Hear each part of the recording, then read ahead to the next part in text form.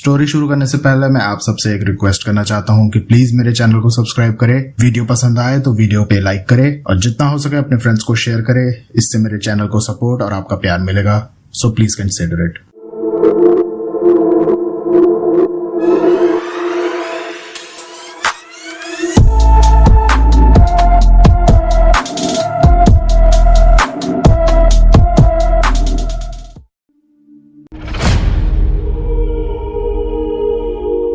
Hello everyone, I'm welcome to the world of story Raghav. फिर से मैं आप लोगों के सामने एक और नया रियल सुपरनेचुरल एक्सपीरियंस लेकर। इमेजिन कीजिए कि आपके पास ऐसी पावर आ जाए कि जिसको देखकर आप ये सोच लो कि काश ये मर जाए और अगले दिन वो मर जाए, तो आप क्या करोगे? उस पावर को आप किसके ऊपर यूज करोगे? कमेंट सेक्शन में हमें जरूर बताएं। लेकिन ये पावर कैसे मिलेगी उसको जानने के लिए आपको हमारी स्टोरी को पूरा सुनना पड़ेगा, और उसी के साथ साथ ऐसी पावर को पाने के नुकसान क्या है और इस पावर को पाने के लिए जो प्रपंच करने पड़ते हैं वो सब आपको जानने को मिलेंगे इस स्टोरी में जो प्रपंच किए अक्सा ने। जी हाँ, अक्सा अपनी जिंदगी में पहुंची एक ऐसी जगह जहां पर दुआएं तो कबूल होती है, लेकिन उसके बदले में उससे क्या छीन लिया जाता है ये उसे भी मालूम नहीं था। ये कहानी है एक सताई हुई औरत, एक पीर बाबा और एक सौदे की, जिसका हर महीने एक नया हिसाब होता है। कहानी शुरू होती है उत्तर प्रदेश के बाराबंकी जिले के अंदर एक छोटी सी जगह जहांगीराबाद से। यहाँ रहती थी अक्सा,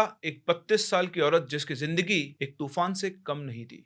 उसकी शादी को 10 साल से ज्यादा हो चुके थे, लेकिन अभी तक उसकी गोद नहीं भरी थी, और ऐसा एक दिन उसके घर में नहीं जाता था जब उसकी और उसके पति की लड़ाई ना होती हो। आखिर क्यों था ये सब, कैसे चल रही थी उसकी जिंदगी, ये सब हम जानेंगे इस कहानी में। लेकिन कहानी में आगे बढ़े उससे पहले अगर आपके पास वैसे कोई रियल सुपरनैचुरल स्टोरी है या फिर कोई एक्सपीरियंस है तो आप हमारे साथ हमारी इन दी गई आईडीज पर या फिर हमारे इस नंबर पर व्हाट्सअप कर सकते हैं। इसी के साथ साथ अगर आप चैनल पर नए हैं या पुराने और आपने चैनल को सब्सक्राइब नहीं किया है तो प्लीज प्लीज प्लीज सब्सक्राइब जरूर करें, क्योंकि आपके सब्सक्रिप्शन से हमें ऐसा और इंटरेस्टिंग कंटेंट बनाने का मोटिवेशन मिलता है। और हाँ, अगर आपने मेरी बुक नहीं पढ़ी है, आपने हमारी यक्षिणी की स्टोरी नहीं पढ़ी है तो जरूर चेकआउट करें। बहुत पॉजिटिव रिव्यूज है, जिन जिन लोगों ने स्टोरी को पढ़ा है सभी लोगों ने पॉजिटिव रिव्यूज दिए हैं, तो आप भी इसे मिस ना करें। अक्सा अपनी जिंदगी में बहुत परेशान थी अपने पति रेहान की वजह से, क्योंकि उसे नशे की आदत थी। वो रोज नशा करता, नशा करके उसके साथ मारपीट करता, गाली देता, पूरा टाइम अपने दोस्तों के साथ स्पेंड करता, और कभी अक्सा अगर उससे बात करने की कोशिश करती तो जवाब में उसे या तो थप्पड़ मिलता या फिर खामोशी। सिर्फ इतना ही नहीं, उसकी माँ, बहन, सब लोग अक्सा से मुंह मोड़ चुके थे। एक टाइम था जब अक्सा इन सब रिश्तों को टूटने से बचाने की हर कोशिश किया करती थी, लेकिन अक्सा अब खुद अंदर से टूट चुकी थी और उसके ऊपर बच्चा नहीं होने का कलंक। बहुत परेशान थी वो, लेकिन फिर भी उसमें हिम्मत बहुत थी। वो जो भी परिस्थितियां थी उनसे लड़ रही थी। और ऐसे एक बार वो अपने मायके गई हुई थी और वहां मिलती है उसे उसकी शबनम खाला, जो उससे बातचीत करती है, और बातचीत में वो उसे उसकी प्रॉब्लम का एक सोल्यूशन बताती है। उन्होंने बताया एक जगह का पता, बाराबंकी से थोड़ा आगे चलकर एक जंगल है, और उस जंगल में एक मजार है। उस मजार पे बैठते हैं पीर जलाल बाबा, और वहां जाकर जो आप सच्चे दिल से मांगते हो तो आपकी दुआ कबूल होती है। लेकिन एक चीज का वहां पर ध्यान रखना होता है कि जो भी आपने मांगा है वो किसी को बताना नहीं है। अक्सा जो अंदर से टूटी हुई थी, उसे अपनी प्रॉब्लम का सोल्यूशन चाहिए था। उसे ये बात समझ में आ गई, और बिना देरी किए अगले ही दिन सुबह सुबह बिना किसी को बताए वो एक टेम्पो रिक्शा करके अपने डेस्टिनेशन की तरफ निकल गई। हर रास्ता, हर मोड़ उसकी उम्मीदों को जगा रहा था और उसे एक अलग दुनिया की तरफ लेकर जा रहा था। सड़क से उतरने के बाद वो अकेले ही उस जंगल की तरफ बढ़ने लगी, और जैसे जैसे वो अंदर जाती गई थोड़ी देर के बाद सड़क गायब हो गई। फोन के नेटवर्क्स ने काम करना बंद कर दिया, और अब वो बीच जंगल में अपनी खाला की बताई डायरेक्शन के हिसाब से चली जा रही थी। और थोड़ी दूर चलने के बाद उसे पत्तों और पेड़ों के बीच में ढकी हुई वो मजार नजर आती है, और उसी मजार के पास बैठा था एक बूढ़ा फकीर, काले कपड़े पहने हुए। उसका चेहरा आधा धूप और आधा छाया में था। उम्र दराज वो था, लेकिन उसकी आंखों के अंदर अलग चमक थी, और उसकी आंखें जैसे सिर्फ वो अक्सा को देख नहीं रहा था, वो उसकी आत्मा के अंदर तक झांक रहा था। वो थे पीर जलाल बाबा। अक्सा पहुंच के उनको सलाम करती है और उन्हें अपनी प्रॉब्लम बताने लगती है। उससे पहले वो बोलते हैं, मुझे पता है तू अपने घर से परेशान है, और सबसे बड़ी परेशानी तेरी ये है कि तुझे औलाद नहीं है। वो अपनी जिंदगी में पहली बार उन बाबा से मिल रही थी, और बिना मिले ही, मतलब बिना कुछ बोले ही उन्होंने उसकी सारी प्रॉब्लम जान ली थी। अब आप इमेजिन करें कि अगर आपकी प्रॉब्लम बिना बोले कोई जान ले और आप इतने सताए हुए हैं, तो आपका ट्रस्ट अपने आप उस इंसान के ऊपर डेवलप हो जाता है। बाबा ने फिर अक्सा से बोला कि अगर तू चाहती है कि तेरी उलझन सुलझ जाए तो तुझे एक रात यहाँ पर रुकना होगा, तेरे लिए मुझे कुछ खास करना पड़ेगा। अब उनका इतने बोलते ही जैसे आप लोगों के दिमाग में चल रहा है वैसे ही अक्सा के दिमाग में भी चला कि बीच जंगल में सुनसान जगह पर एक अनजान आदमी उसे रात को अपने यहाँ रुकने को बोल रहा है, वो ये कैसे कर सकती है। लेकिन फिर अक्सा ने सोचा कि उसकी जिंदगी वैसे ही कौन सी अच्छी चल रही है और अब उसके पास वैसे भी खोने को क्या बचा हुआ है। उसने अपने आप को समझाया, थोड़ी हिम्मत बांधी और पीर बाबा के ऊपर भरोसा करते हुए उसने हाँ बोल दिया। वो उनकी झोपड़ी के अंदर गई। झोपड़ी के अंदर मिट्टी का फर्श था, कुछ पुराने कपड़े पड़े हुए थे, कुछ ताबीज पड़े हुए थे और एक बड़ा सा, आप बोल लो कि कुछ मिट्टी का जलाने का काला सा कुछ पड़ा हुआ था, इसके अंदर रखकर आप आग जला सकते हो। रात को करीबन 12 बजे जो बिल्कुल सन्नाटा जंगल में उन बाबा ने एक धूनी जलाई और उस धूनी से बिल्कुल काला डेंस धुआं निकल रहा था और थोड़ी देर में देखते ही देखते अक्सा की आंखों के सामने उस काले धुएं से अजीब अजीब से सिंबल्स बनने लगे, जैसे हवा में कोई कुछ लिख रहा हो। और इधर वो जो पीर बाबा थे वो कुछ पढ़ रहे थे, कुछ मंत्र या कुछ ऐसा जो कि ना उर्दू जैसे थे ना ही अरबी भाषा के थे, कुछ अलग ही वो लग रहे थे। गर्मी का टाइम था और वो जो धुनी थी वो उन्होंने झोपड़ी के अंदर ही जला रखी थी और आग की वजह से, धुएं की वजह से पसीने पसीने हो रहे थे। और तभी अचानक से झोपड़ी के अंदर एक ठंडी हवा का झोंका आया और तभी अक्सा को किसी के चिल्लाने की आवाज आई। उस आवाज को सुनते ही अक्सा के हाथ पैर कांप गए, ऊपर तो डर रही थी और चारों तरफ देख रही थी कि कौन आ गया, कौन आ गया है।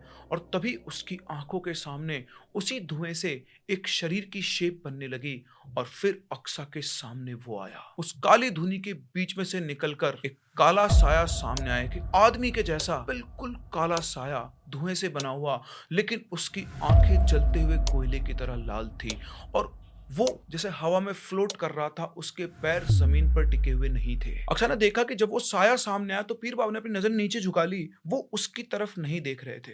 वो साया पीर बाबा के पास आया, उसने उनको सलाम किया और फिर वो अक्सा के सामने आया और अक्सा से बोला, मैं हूं सदाकुल जिन, तेरे बुलाने पर आया हूं। जो तू चाहती है मैं तुझे वो सब कुछ दे सकता हूं, दौलत, शोहरत, ऐशो आराम, औलाद और प्यार। मांग तुझे क्या चाहिए, लेकिन ध्यान रखना एक सौदा मेरा भी है, मुझे हर महीने एक रूह चाहिए। अगर तुझे सौदा कबूल है तो मांग तू क्या मांगती है। अक्सा के दिमाग में और कुछ नहीं घूम रहा था, उसके कानों में सिर्फ एक ही आवाज गूंज रही थी उस जिन की कि मैं तुझे सब कुछ दे सकता हूँ। उसकी आंखों के सामने उसकी पूरी जिंदगी फ्लैशबैक की तरह घूम गई। वो सारी जिल्लत, वो अकेलापन, वो लोगों का गालियां देना, उसके पति का उससे दूर रहना। और उसने सिर्फ एक ही बात पूछी, मैं जो मांगू वो मिल सकता है? तो दरसो जिन ने कहा, हाँ, जो तुझे चाहिए वो मैं तुझे दे सकता हूं। और उसके बाद अक्सा ने कहा, मुझे सौदा कबूल है। इतना कहने के बाद वो जिन वहां से गायब हो गया। उसके जाने के बाद पीर बाबा ने अक्सा से कहा, अब तू भी अपने घर चली जा, सब कुछ सही हो गया है, जो तू चाहती है वो ही होगा। अगले सुबह सुबह उठते ही अक्सा वापस से अपने घर के लिए निकल जाती है। जहां पहले उसके दिमाग में चल रहा था कि कहीं पीर बाबा रात को उसे रोक रहे हैं, उसके साथ कुछ गलत ना कर दें, अब उसका मन बिल्कुल शांत था। उसने पहले उनके ऊपर शक किया था लेकिन वो ऐसे नहीं थे। और वाकई में अगले दिन से सब कुछ बदला बदला हो गया था, जैसे अक्सा अब किसी और दुनिया में जी रही है। रेहान, उसका पति, जो कल तक सिर्फ नशा करता था, उससे दूर रहता था। जब वो घर पहुंची तो सुबह सुबह वो उसके लिए चाय बनाकर लाया। उसके पास बैठा और उससे बोला कि अब सब कुछ ठीक करना है अक्सा, मैंने तुझे बहुत दुख दिए हैं। और अक्सा को उसकी बात सुनकर भरोसा नहीं हो रहा था कि वो सपना देख रही है, सब कुछ सच है। रेहान की बात सुनकर ही उसे बहुत सुकून मिल गया था। और थोड़ी देर के बाद दिन में उसे एक और अच्छी खबर मिलती है कि रेहान के पापा की एक प्रॉपर्टी थी लखनऊ में, जिसको किसी ने बहुत अच्छे दामों में खरीद लिया है और एडवांस के तौर पर उनके अकाउंट में 10 लाख रुपए आ भी चुके थे। और उसी दिन शाम को अक्सा अपने रूटीन चेकअप के लिए डॉक्टर के पास गई थी, क्योंकि उसका इलाज चल रहा था, वो 10 साल से प्रेग्नेंट नहीं हुई थी। और जब उसका चेकअप हुआ तो डॉक्टर ने उसको एक और खुशखबरी दी कि मुबारक हो अक्सा जी, आप मां बनने वाली हैं। इतना सुनते ही उसकी आंखों से आंसू बह निकले। उसकी सारी जिंदगी जिसमें सिर्फ खालीपन था, अब उसमें मोहब्बत, पैसा और उसके मां बनने की खुशी थी। लेकिन सुकून की दुनिया बहुत लंबी चलने वाली नहीं थी। एक रात की बात है, रेहान किसी काम से बाहर गया हुआ था और अक्सा घर पर अकेली थी। वो सो रही थी कि तभी रात को उसे एक सपना आता है।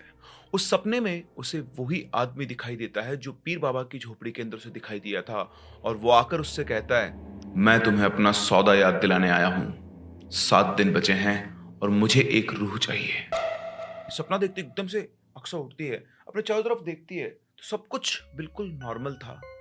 उसे लगा कि शायद उसने कोई बुरा सपना देखा है, लेकिन उस दिन के बाद से हर रात उसे ये सपना आता कि मुझे रूह चाहिए, तुम्हें अपना सौदा याद है ना। और जब उसको पहली बार जब सपना आया था, उसके फिक्स 7वें दिन के बाद अक्सा के एक पुराने दोस्त तारिक की कार एक्सीडेंट में मौत हो जाती है। तारिक अक्सा के साथ कॉलेज में पढ़ा करता था और उसने कॉलेज के टाइम पर उसकी बहुत मदद भी की थी। तारिक की मौत की खबर आते ही अक्सा का दिमाग चलने लगा, वो सपना, वो रूह। वो एक बार तो यही सोच रही थी कि शायद ये कोइंसिडेंस है ना, कि उसका दिमाग ज्यादा चीजों को रिलेट करने की कोशिश कर रहा है। लेकिन उस रात उसे फिर से एक सपना आया।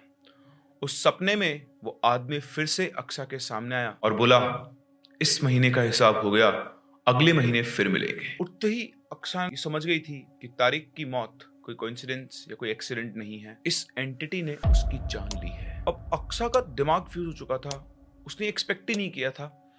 और उसके बाद वो हर दिन गिनने लगी। उसे समझ में नहीं आ रहा था कि वाकई में उसकी वजह से हो रहा है या फिर तारिक की मौत नेचुरल ही थी। अक्सा हर दिन कैलेंडर में दिन गिन रही थी और जैसे जैसे दिन गुजरते जा रहे थे और अगले महीने के दिन पास आते जा रहे थे, अक्सा अपने आप से ये सवाल पूछ रही थी कि अब अगला नंबर किसका होगा। उसे डर था कि उसके परिवार वाले या उसके हस्बैंड किसी के ऊपर ये नौबत ना आ जाए। जब अक्सा ने वहां पर सौदा किया था तो उसने इस बात पर ध्यान नहीं दिया था कि उसने कहा था कि उसे हर महीने एक रूह चाहिए होगी। और जब आज अक्सा के सामने सब हुआ तो उसकी आत्मा से उठी थी कि उसकी वजह से एक निर्दोष आदमी की जान चली गई है। उसके अंदर से आवाज आ रही थी कि अपनी खुशी के लिए वो किसी और को नहीं मार सकती है। वो सोच रही थी वो क्या करे। तभी उसे पीर बाबा का ख्याल आता है और वो लौटकर वापस से उनके पास जाती है। उनके सामने जाकर वो फूट फूट कर रोने लगी और रोते हुए उनसे बोली, ये क्या हो रहा है? मैंने किसी की जान लेने के लिए नहीं बोला था, मैंने तो बस जिंदगी मांगी थी। पीर बाबा ने अपनी पलकें झुका ली और धुनी में फूंक मारते हुए बोले, जिन सिर्फ तब तक सेवा करते हैं जब तक उन्हें रूह मिलती रहे। अगर एक भी महीना रुका, अगला नंबर तुम्हारा हो सकता है अक्सा। तभी उन पीर बाबा के हाथ पर एक मधुमक्खी आके बैठ जाती है। उसे उड़ाने के लिए अपना हाथ उठाते हैं तो जैसे वो हाथ उठाते हैं, उनके हाथ का जो कपड़ा था वो नीचे से रख जाता है और उनका पूरा हाथ चारों तरफ से जला हुआ था। उसके पुराने निशान थे। उन निशानों को देखकर अक्सा समझ जाती है कि कहीं ना कहीं इन्होंने भी उस जिन्न से सौदा किया हुआ है। अक्सा सवालों भरी नजरों से पीर बाबा की तरफ देख रही थी। उधर से पीर बाबा का कोई रिएक्शन नहीं था, वो अपने काम में लगे हुए थे। और अक्सा यहाँ पर समझ गई थी कि उसके पास 2 ही रास्ते बचे हैं, या तो वो किसी और की कुर्बानी दे या फिर उसे अपनी जान देनी होगी। वक्त गुजर रहा था और हर गुजरता दिन अक्सा के लिए मेंटल टॉर्चर बन रहा था। तभी एक दिन सुबह अपनी छत की बालकनी पे खड़ी होकर चाय पी रही थी और उसकी नजर अपनी पड़ोसन नगमा पर पड़ती है। वही नगमा जो उसे दिन रात ताने दिया करती थी, उसे कई लोगों के सामने कमेंट पास करके जलील किया करती थी। बच्चा ना होने का सबसे ज्यादा ताना अगर अक्सा कोई मारता था तो वो थी नगमा। अक्सा नगमा को बिल्कुल भी पसंद नहीं करती थी और उसे देखकर चिड़न के मारे उसके मन में से एक आवाज आई, काश यही मर जाए। और अगले दिन पूरे मोहल्ले में हलचल मच गई। नगमा की मौत हो चुकी थी हार्ट अटैक से, बिना किसी मेडिकल हिस्ट्री के, बिना किसी वार्निंग के। ये बात जब अक्सा को पता लगी तो उसके पैरों तले जमीन खिसक गई। उसने एक्सपेक्ट नहीं किया था, उसने तो बस यूं ही बोल दिया था जैसे हम लोग भी किसी के लिए यूं ही बोल देते हैं कि ये नहीं हो तो ज्यादा बेटर हो। और उसके शब्द सच हो गए थे। इस बार अक्सा खुद वेट कर रही थी उस सपने का और वापस से वो आदमी उसके सपने में आता है और आकर बोलता है, इस महीने का हिसाब पूरा हुआ, अगले महीने मिलेंगे। आधी रात में अक्सा की नींद खुल जाती, वो बिल्कुल पसीने पसीने थी और वो भी समझ चुकी थी कि नगमा की मौत क्यों हुई है। वो डर रही थी बुरी तरह से कि उसे एक तरफ तो चिंता थी अपने पेट में पल रहे बच्चे की और दूसरा उसको हर महीने एक इंसान की मौत का कारण बनना है। सिर्फ सोचने मात्र से नगमा की मौत हो गई। उसने अपनी जबान, अपनी सोच सब पर कंट्रोल करना शुरू कर दिया और उसने डिसाइड कर लिया कि चाहे मैं खुद मर जाऊं लेकिन अब मैं किसी और इंसान की जान नहीं लूंगी। इस महीने उसने किसी के बारे में कुछ नहीं सोचा, लेकिन उसे भी उम्मीद नहीं थी कि उसके साथ क्या होगा। अगले महीने उसका मिसकैरिएज हो गया। अक्सा ने डिसीजन लिया बस अब और नहीं।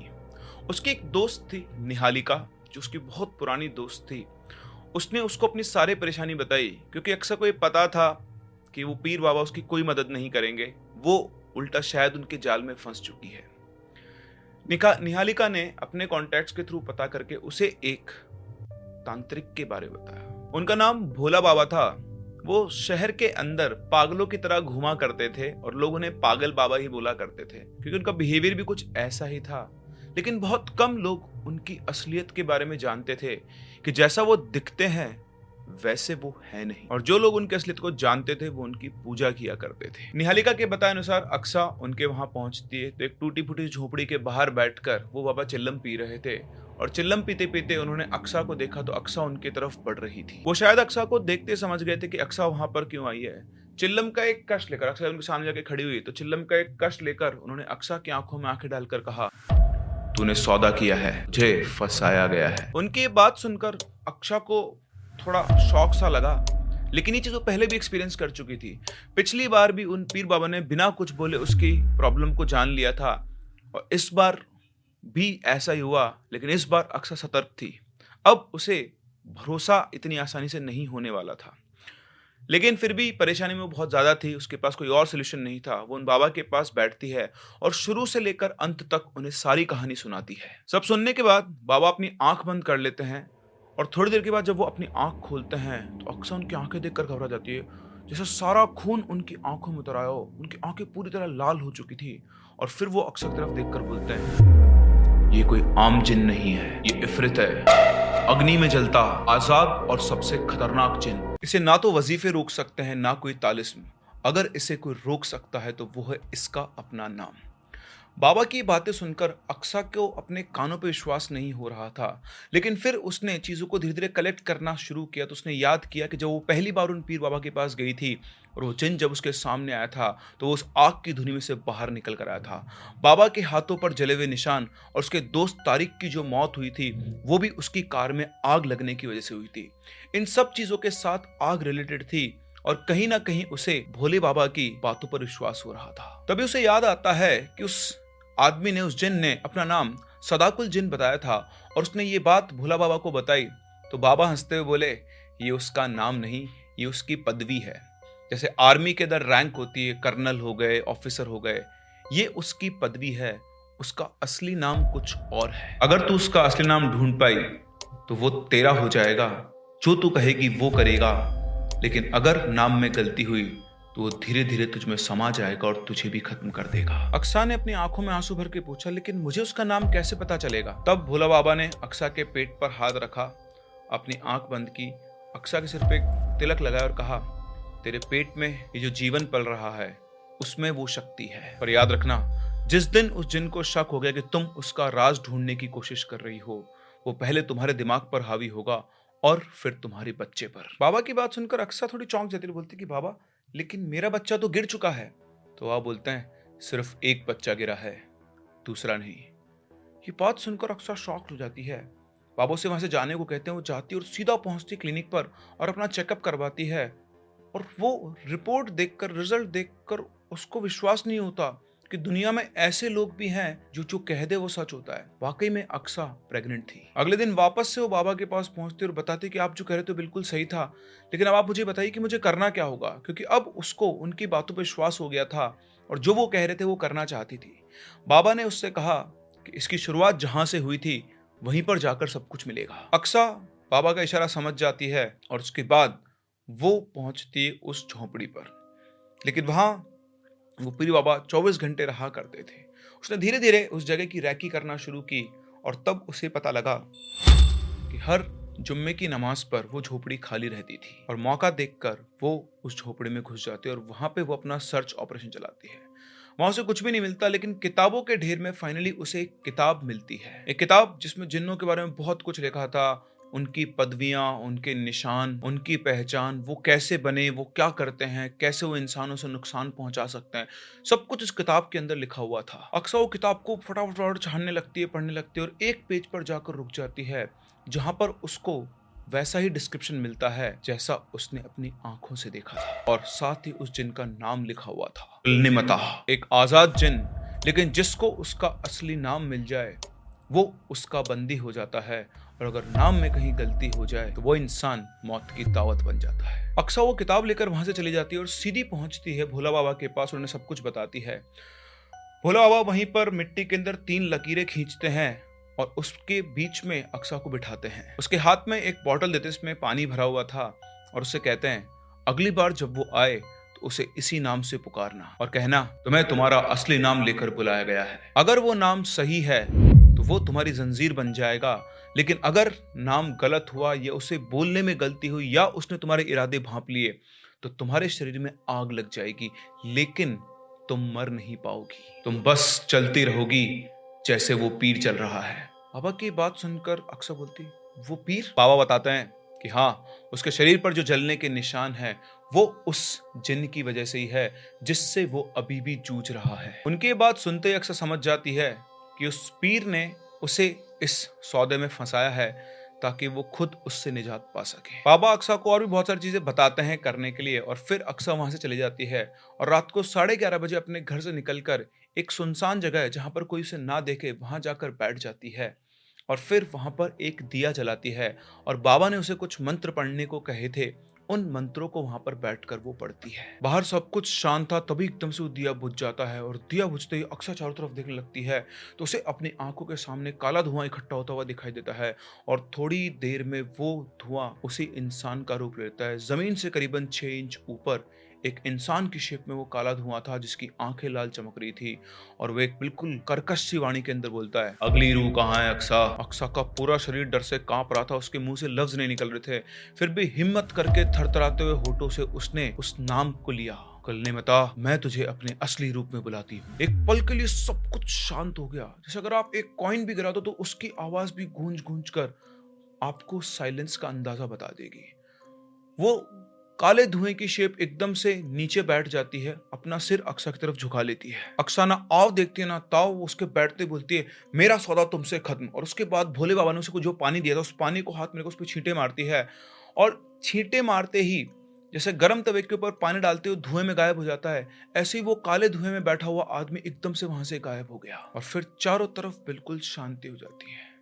अक्सा समझ गई थी कि क्या हुआ है क्या नहीं। वो बैठकर रोने लगती है कि उससे कितनी बड़ी गलती और कितनी मुश्किल उसको झेलनी पड़ी और तो भला हो उसके टाइम पर उसकी फ्रेंड ने भोले बाबा के पास भेज दिया, वरना शायद अभी तक और जाने जाती। थोड़ी देर रो धोकर पछताकर वो वापस से अपने घर जाती है। घर पे रेहान पहले से सोया हुआ था, वो जैसे जाकर लेटती उसके पेट में बहुत तेज दर्द होने लगता है। रेहान उसे लेकर हॉस्पिटल जाता है और वहां जाकर पता लगता है कि अक्सा का एक बार फिर से मिसकैरिएज हो गया है। अक्सा इस चीज के लिए पहले से ही तैयार थी, उसे पता था, उसे अपने बच्चे के जाने का गम तो था, लेकिन साथ ही साथ उसे इस बात का संतोष था कि अब किसी और बेकसूर इंसान की जान नहीं जाएगी। 1-2 दिन के बाद जब वो ठीक फील करती तो वापस से भोला बाबा से मिलने जाती है। अक्सा को देखते ही भोला बाबा मुस्कुरा देते हैं और वो भी उनको देखकर मुस्कुरा देती है, लेकिन उसकी आंखों में अपने बच्चे के जाने का गम था। बाबा उसे बिठाते हैं और बोलते हैं कि बेटा अगर ये सौदा खत्म नहीं होता और उस सौदे के अनुसार अगर तू उसको किसी इंसान की रूह नहीं देती तो बाद में वो तेरे इस बच्चे को ही ले जाता। ये बच्चा कभी तेरा था ही नहीं, ये तो उस जिन्न का अंश था जो तेरे पेट में पल रहा था। अक्सा को ये सब सुनकर भरोसा नहीं होता, लेकिन अब भोले बाबा ने उसे बहुत बड़े संकट से बाहर निकाला था। इसके बाद उन्होंने उसे एक प्रसाद दिया और कहा कि ले बेटा ये प्रसाद खा और कुछ दिनों में तेरी गोद वापस से भर जाएगी। और हुआ भी कुछ ऐसा ही।